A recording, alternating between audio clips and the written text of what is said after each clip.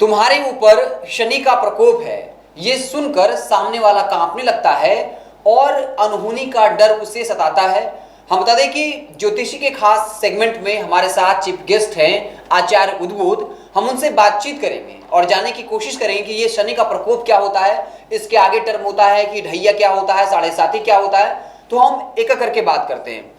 आचार्य जी, पहला सवाल है कि समाज में जब किसी को कहा जाता है कि आपके ऊपर शनि का प्रकोप है, तब वो डरने लगता है, उसे किसी अनहोनी का डर होता है। तो क्या होता है ये शनि का प्रकोप? उसके बाद फिर हम एक एक करके बात करेंगे, ढैया क्या होता है, साढ़े साती क्या होता है। तो पहले शनि का प्रकोप क्या होता है, इसको थोड़ा बता दीजिए। नमस्कार, बहुत अच्छा प्रश्न आज आपने रखा है और इस पर बृहद चर्चा होनी भी चाहिए, क्योंकि देखिए ज्योतिष शास्त्र में 27 नक्षत्र, 12 राशियाँ, 12 भाव और ग्रहों की बात करें तो सप्त ग्रह और राहु और केतु को जोड़ दिया जाए तो नवग्रह की बात होती है। देखिए, आम धारणा जो आज के समाज में, आज के परिवेश में लोगों में है और पहले भी रही है कहीं ना कहीं, कि दो ग्रह के नाम से ही कहीं ना कहीं लोग डरते हैं और आजकल उसमें केतु भी शामिल है जी। तो शनि और राहु, शनि और राहु के नाम से ही कहीं ना कहीं लोगों के डर में बढ़ोतरी हो जाता है, लेकिन ऐसा नहीं है, मेरा मानना ऐसा नहीं है। हाँ, निसंदेह जो आपने मुझसे कहा कि शनि की साढ़े साती और शनि की ढैया का क्या प्रकोप है, निसंदेह ये कष्ट देने वाला समय होता है किसी के लिए भी, लेकिन फिर भी मैं कहूँगा किसी के लिए भी मैं, कुछ ही लोगों के लिए, सभी के लिए नहीं। कैसे? देखिए, सबसे पहले इस चीज़ को समझते हैं कि शनि की साढ़े साती होती क्या है जी। मैं जब 12 राशियों के बारे में मैंने जिक्र किया था तो उस वक्त मैं चर्चा में ही मैंने ये बताया था कि दो चीज़ होता है। कुंडली का जो 12 भाव है उसमें जो लग्न है, उसमें जो राशि बैठती है, तो वही राशि जो लग्न में बैठेगी वही लग्न कुंडली हो जाता है। ठीक है। अब जैसे मान लीजिए कि काल पुरुष का कुंडली का बात करते हैं तो मेष राशि जो है वो लग्न में बैठती है और मेष राशि जब लग्न में बैठेगी तो वो कुंडली मेष लग्न की हो जाएगी। लेकिन ग्रह जो है नवग्रह, उसका प्लेसमेंट तो डिफरेंट होगा, हर ग्रह का प्लेसमेंट कोई अलग अलग भाव में होगा। तो चंद्रमा जो ग्रह है उसका जिस भाव में प्लेसमेंट होगा असल में वही हमारी राशि हो जाएगी। इसको बड़ा समझने का विषय है। अब हम बात करते हैं साढ़े साती की। तो साढ़े साती लगती कैसी है, तो हम राशि के बारे में जान गए, राशि क्या होती है। देखिए, शनि जब भी आपके राशि से एक घर पहले गोचर में आएंगे, अर्थात आपकी राशि मान लीजिए कि मेष राशि है, तो मेष राशि के जो पहली वाली राशि है यानी पहले वाला घर में मीन राशि बनती है और शनि जो है वो मीन राशि में विराजमान हो जाए तो हम कहेंगे कि आपको साढ़े साती लग गई है जी। क्यों लग गई है? क्योंकि शनि का जो गोचर का पीरियड होता है, यानी एक घर से दूसरे घर जो वो जाते हैं, तो एक घर से दूसरे घर जाने का जो उनका अंतराल का जो पीरियड है वो 2.5 साल का होता है। अच्छा जी। तो अब मैंने क्या कहा कि राशि से एक घर पहले तो 2.5 साल, फिर राशि पे आएंगे तो 2.5 साल और राशि से एक घर बाद 2.5 साल। इसको अगर हम जोड़ देते हैं तो होता है 7.5 साल। देखिए, कुंडली में कुछ ऐसे ग्रह हैं जो जहां बैठते हैं वहां से अपने एक घर आगे, अपने घर को और अपने एक घर पीछे वाले घर को प्रभावित करते हैं जी। ठीक है। तो देवगुरु बृहस्पति और शनि उनमें से एक है। लेकिन शनि जब प्रभाव देना शुरू करते हैं, जहां बैठते हैं वहां से एक घर आगे, जहां बैठे हैं वहां और अपने से एक घर पीछे, तो उस पीरियड को, उस फेज को, खास करके आपकी राशि में बैठे हैं तो उसको साढ़े साती कहते हैं। इसको तो हमको लगता है आप समझ गए जी जी। इसमें कोई हमारे दर्शकों को भी दिक्कत नहीं है। वहीं अगर ढैया की बात की जाए तो शनि की ढैया जो होती है वो कुंडली का जो चतुर्थ भाव होता है, यानी लग्न जो होगा वो पहला घर और वहां से जो चौथा घर होगा, जब शनि वहां पे आके विराजमान हो जाए तो शनि की ढैया लग जाती है। अच्छा जी। और शनि की ढैया सिर्फ वही नहीं लगती, वहां से अगर यदि अष्टम भाव में यानी 8th हाउस में भी शनि यदि गोचर कर रहे हैं तो आपको शनि की ढैया लग जाती है। तो शनि की साढ़े साती हम समझ गए क्या होता है, शनि की ढैया हम समझ गए क्या होता है। अब इसके प्रभाव के बारे में जानेंगे। देखिए, हम एक स्पष्ट भाषा में कहना चाहें तो शनि की साढ़े साती सबको बर्बाद नहीं करती, शनि की ढैया भी सबको तंग नहीं करती। कुछ विशेष राशियां हैं, 12 राशि है, 12 राशि में से कुछ विशेष राशियां हैं जिनको शनि की साढ़ेसाती विशेष परेशान करती है। अच्छा। उनमें कौन कौन सा है? तो वृश्चिक राशि। देखिए वृश्चिक राशि क्यों? क्योंकि हम राशि की बात कर रहे हैं और राशि का मतलब क्या कि जहाँ चंद्रमा स्थित हो। तो चंद्रमा कौन है? मन। तो वृश्चिक राशि में चंद्रमा जो होता है वो नीच का हो जाता है, ठीक है। तो इसीलिए जब हम कुछ राशियों की बात कर रहे हैं तो जैसे वृश्चिक राशि हो गया, मेष राशि हो गया, सिंह राशि हो गया, तो देवगुरु बृहस्पति की राशि हो गई, इन राशियों में खास करके जब शनि की साढ़ेसाती चलती है तो जातक को अति विशिष्ट कष्ट होता है, इसमें कोई संदेह नहीं है।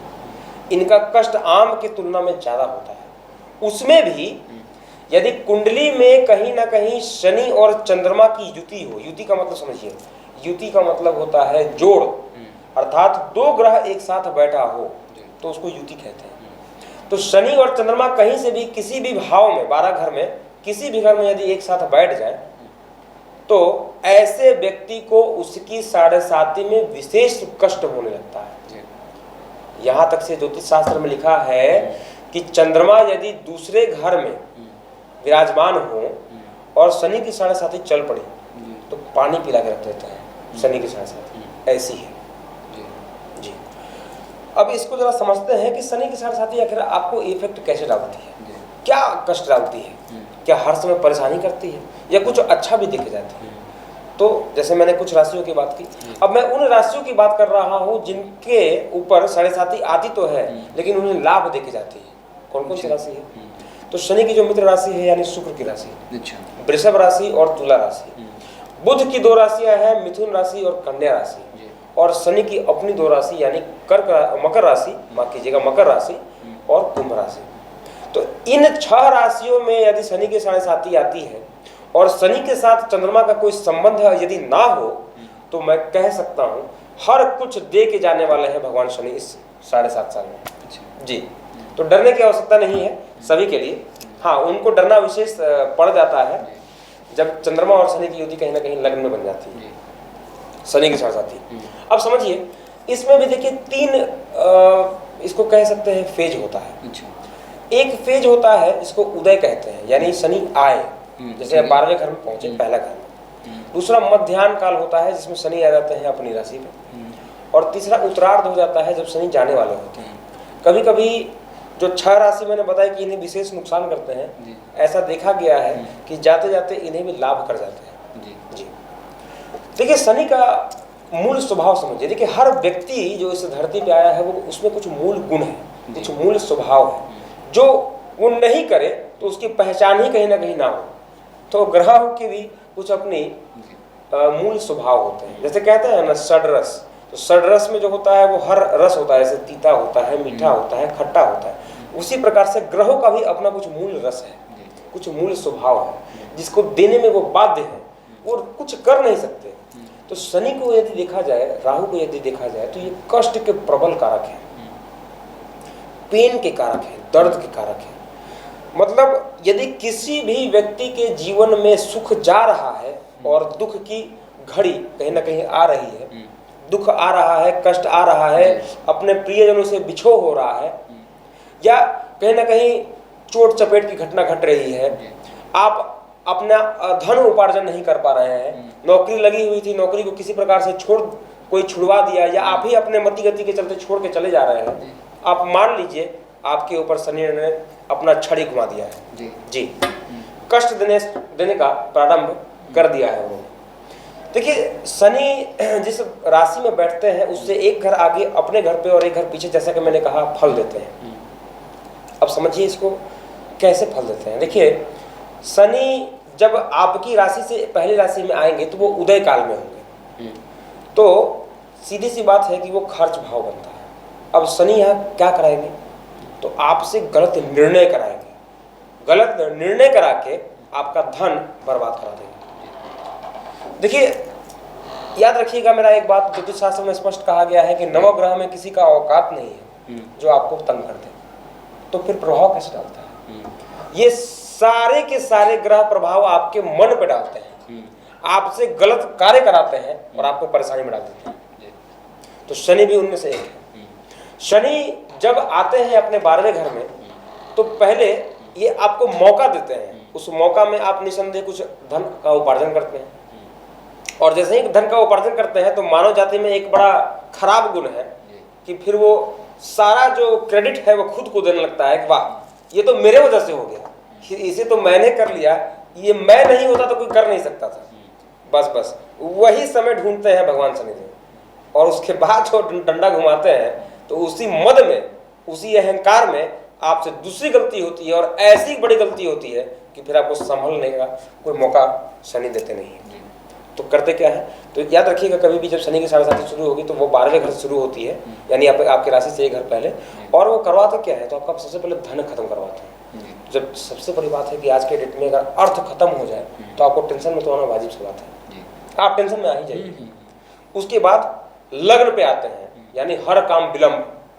एक तो पैसा खत्म हो चुका है, दूसरा हम कोई भी कार्य करने का सोच रहे हैं, कर रहे हैं, काम ही समय वक्त पे नहीं हो पा रहा है, कोई काम आपका वक्त पे नहीं बनता है, फलस्वरूप आप चिड़चिड़े प्रवृत्ति के व्यक्ति हो जाते हैं। अब सीधे से बात है कि जब आप चिड़चिड़े होंगे तो जो अब आजू बाजू के लोग हैं, आपके जो परिवार के मध्य के लोग हैं, पत्नी है आपकी, तो रिश्ते भी आपको कहीं ना कहीं खराब होने लगेंगे। जब तक जब चिड़चिड़ा होगा, पैसे पॉकेट में है नहीं, अन्न सन्न बोलेगा, बोली आपकी इतनी कड़वी हो जाती है कि सीधा सा बात है कि जो रिश्ते आपके अपने थे वो अब अपने रहेगा, टूटने लगते हैं। तो कष्ट तो आप देख रहे हैं ना, सिलसिलेवार तरीके से कहीं ना कहीं शनि कष्ट दे रहे हैं। तो समझिए शनि के साथ साथ कैसे कष्ट देती है। उसके बाद आते हैं शनि आपके दूसरे घर में, यानी आपके राशि से दूसरे भाव में, जो कि धन कुटुंब और वाणी का भाव है। और वहां जब आते हैं तो चूंकि आपका एक तो धन है नहीं, और जब धन रहता नहीं है तो ऐसे भी कोई पूछता नहीं है, उसमें आपने व्यवहार खराब कर लिया, और जब आप कुटुंब के घर में आएंगे तो कुटुंब को तोड़ डालते हैं, कहीं ना कहीं आप अलग हो जाते हैं। इस प्रकार से शनि कष्ट देते हैं। तो कष्ट की जब चर्चा हम करेंगे तो हाँ, कष्ट देते हैं शनि, क्योंकि इनका मूल स्वभाव कष्ट देना है, लेकिन हमेशा नहीं। अब जिनके कुंडली में मान लीजिए, जैसे हम बात करें कन्या लग्न की ही बात कर लेते हैं, या मिथुन लग्न की बात कर ले, या शुक्र की राशियों की बात कर ले, इनमें मित्र अवस्था में कहीं ना कहीं शनिदेव होते हैं, इनके मित्र होते हैं। उस अवस्था में यदि कहीं चंद्रमा पीड़ित ना हो, शनि से युति में ना हो या दृष्टि ना हो, तो उस अवस्था में आप पाएंगे कि यही शनि की साढ़े साथी आप ही से अच्छा डिसीजन करा के आपके पैसा को खर्च करवाता है। लेकिन खर्च कैसा, तो प्रॉपर इन्वेस्टमेंट करा के आपको स्टैब्लिश करेगा और आप एक अच्छे दौर में प्रवेश कर जाएंगे। ये शनि की साढ़े साथी। वही ढैया की बात करते हैं साढ़े साथी, तो मुझे लगता है कि आप समझ गए हैं। इससे बचने के क्या उपाय ये बता दिया, फिर एक साथ चलिए। मैं दोनों के उपाय एक साथ ही बता दूंगा आपको। अच्छा चलिए, मैं पहले ढैया की बात, जी मैं पहले ढैया की बात कर लेता हूँ। देखिए शनि की ढैया क्या है। शनि का ढैया का अर्थ होता है, मैंने जैसे कहा कि अष्टम भाव में और आपके चतुर्थ भाव में गोचर करते हैं। देखिए दोनों स्थिति में अवस्था एक ही है। कैसे मैं बताता हूँ। देखिए शनि की 3 दृष्टि है। शनि अपने 3 दृष्टि से देखते हैं। पहला तीसरा दृष्टि, दूसरा सप्तम दृष्टि और तीसरा 10वां दृष्टि। शनि जब आपके चतुर्थ भाव में बैठेंगे तो सीधा उसका 7वां घर जो होता है वो 10वां भाव होता है, और 10वां भाव कार्य का भाव है, कैरियर हाउस। और मैंने जैसे कह चुका हूं कि शनि भले कितने भी कुंडली में अच्छे हों, लेकिन उनका जो दृष्टि होता है वो कभी अच्छा नहीं होता। इस बात को भी जान लीजिए। मैं जिक्र करते जा रहा हूं तो यहाँ एक बात और बता दूं कि देव गुरु बृहस्पति जहाँ बैठते हैं उस भाव को कमजोर करते हैं, लेकिन उनकी दृष्टि जहाँ पड़ती है उस भाव में कहीं ना कहीं विशेष प्रभाव डाल देते हैं, और उस भाव से जुड़े हुए चीजों को लाभ आपको देने लगते हैं। लेकिन शनि के साथ उल्टा है। शनि जहाँ बैठते हैं वहां उस भाव को बलि कर देते हैं, लेकिन जहाँ दृष्टि डालते हैं उस भाव को कमजोर कर देते हैं। यही शनि है। तो शनि देखिए चतुर्थ भाव में तो बैठे हुए हैं, लेकिन दृष्टि कहाँ पड़ रहा है, तो 10वां भाव पे। अब 10वां भाव होता है आपके कार्य क्षेत्र का, आपके ऑफिस का, आपके पिता का।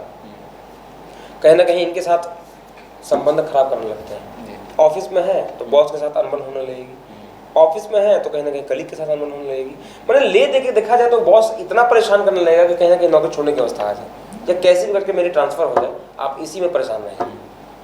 जब बात हम अष्टम की करते हैं तो अष्टम भाव में भी जब शनि बैठेंगे तो उनकी तीसरी दृष्टि 10वां भाव में पड़ रही है। ठीक वही अवस्था पड़ रही है जैसे शनि चतुर्थ में बैठ के 10वां को देख रहे थे तो कार्य में परेशानी, और यहाँ पे अष्टम में बैठ के देख रहे हैं तो संघर्ष इतना जीवन में ला देंगे कि आप संघर्ष करते करते त्राहिमाम कर दीजिएगा।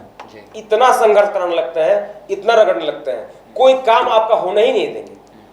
सबसे बड़ी बात है कि देखिए अष्टम में बैठते हैं तो आयु की वृद्धि करते हैं, क्योंकि आयु के कारक भी है। मृत्यु और आयु इन्हीं के हाथ में है, भगवान शनि के हाथ में। लेकिन अष्टम में बैठने के बाद जो इनकी तीसरी दृष्टि आपके पड़ जाती है दसम भाव पे और सप्तम दृष्टि पड़ती है दूसरे घर को, तो कहीं ना कहीं परिवार के मध्य कलह उत्पन्न कर देंगे। दसम भाव में देखेंगे तो कार्य होगा नहीं तो पैसा आएगा नहीं। तो सेम स्थिति कहीं ना कहीं जो साढ़े साथी में हो रही थी वही ढैया में होने लगती है। और यही कारण होता है कि ढैया और शनि की साढ़े साथी कष्टप्रद हो जाती है। निसंदेह जातक जो शनि की साढ़े साथी में गुजरा है और कहीं ना कहीं जो अवस्था में बता रहा हूँ, यदि इन्हीं अवस्थाओं में गुजरा है तो आप इस बात को मान लीजिए, आप तो खैर गुजरे हैं, झेले हैं इस चीज़ को कि हाँ शनि की साढ़े साथी कष्ट प्रदान कर रही है। जी, तो ये दो हुआ, एक ढैया एक साढ़े साथी। जी। तो दोनों में मूल अंतर क्या सिर्फ वक्त का है कि एक 7.5 साल के लिए होता है, एक 2.5 साल के लिए होता है, बाकी जो कष्ट होना है वो सेम होता है? हाँ, मोटा मोटी देखा जाए तो सेम ही होता है। अच्छा, कुछ साढ़े साथी में बढ़ोतरी हो सकती है, जैसे उसमें स्वास्थ्य में भी कुछ दिक्कत आ जाए। जैसे अष्टम भाव में भी यदि ढैया में चल रहे हैं शनि, तो अष्टम भाव में जो बैठेंगे तो उसमें कहीं ना कहीं रोग की वृद्धि कर देंगे। अच्छा, ये सब थोड़ा सा दिक्कत। चलिए ठीक है, ये तो क्लियर हो गया कि ढैया क्या होता है, साढ़े साथी क्या होता है। अब सॉल्यूशन की बात करें। मैं उपाय के तौर पर देखिए बता दे रहा हूँ, जिन भी व्यक्ति की कुंडली में चंद्रमा के साथ शनि कहीं ना कहीं युति में बैठे हो और उनकी साढ़े साथी या ढैया चल रही हो, तो आप आंख बंद करके भोलेनाथ के शरण में चले जाइए, रुद्राभिषेक करिए और सोमवार के सोमवार पंचामृत अर्थात दूध, दही, घी, मधु और पानी को मिश्रित करके मिला के उनका अभिषेक करिए, सबसे पहला। दूसरा, 3 मुखी, 7 मुखी, 9 मुखी, मैं बार बार कहता हूं, अपने हर वीडियो में कहता हूं, लाल धागा अथवा पीला धागा में गुथवाकर इसे सोमवार के दिन पूजा पाठ करके लिंग पे इसे धारण करिए। और तीसरा जो महत्वपूर्ण उपाय मैं बताने जा रहा हूं, यदि अगर साढ़े साथी में है तो आपको 7.5 साल कम से कम इसे धारण करना है। लाजवर्थ, इंग्लिश में इस स्टोन को कहते हैं लैपिस लजुली। इसको चांदी में अपने वजन के हिसाब से इसको धारण करें, ये विशेष लाभ देता है। लेकिन एक सावधानी बरतने की आवश्यकता यहाँ पे ये है कि जो लैपिस लजुली लाजवर्थ आप पहनते हैं, उसे जिस डेट पे पहना है ठीक 1 साल के बाद उसी डेट पे उतार देना है और गंगा प्रवाहित करना है। इसे घर में नहीं रखते हैं और फिर दूसरे रत्न को बनवा के धारण कर लेना है। तो इस प्रकार से आप 7 साल पहले आपको निसंदेह शनि के साढ़े साथी से राहत मिल जाएगी। जी। और ढैया के लिए सेम है, सेम दोनों का उपाय, मतलब टाइम फ्रेम है। हाँ, 2.5 बिल्कुल साल के लिए। दोनों का जो उपाय है वो मैंने सेम बताया। तो शायद इस वीडियो को देखने के बाद जो ये टर्म है कि आपके ऊपर शनि का प्रकोप है या साढ़े साथी चल रहा है, ढैया चल रहा है, तो अब शायद आपको क्लियर हो गया होगा, स्पष्ट हो गया होगा कि एक्चुअली ये होता क्या है, ये किस हद तक घातक है, किस हद तक फायदेमंद है, किन किन राशि के लोगों के लिए फायदेमंद हो सकता है, किन किन राशि के लोगों के लिए हानिकारक हो सकता है। और अल्टीमेटली आचार्य जी ने आपको इसका सॉल्यूशन बताया कि आप पर जब शनि का प्रकोप हो, जब आप पर साढ़े साथी ढैया चल रहा हो, तो इससे बचने के क्या उपाय हैं। तो इस सेगमेंट में आपका बहुत बहुत स्वागत। हमारी ये बातचीत आपको कैसी लगी कमेंट करके ज़रूर बताइएगा। बहुत बहुत धन्यवाद।